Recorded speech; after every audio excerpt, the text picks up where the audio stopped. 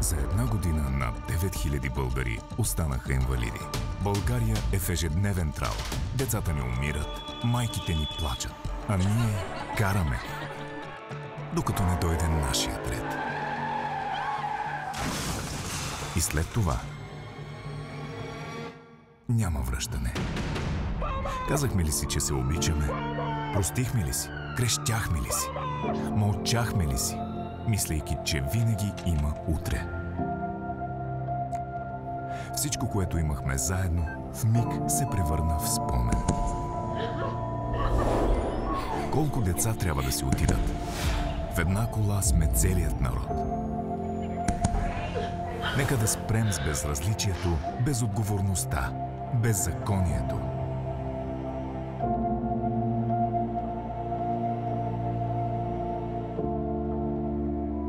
Това е Рождество. Ела на раждането на една надежда. 13 декември. Арена 4 Осмици. Благотворителен концерт в помощ на пострадалите от войната по пътищата. Билети в Ивентим. Всички приходи ще бъдат дарени за лечението и подкрепата на пострадали и техните семейства.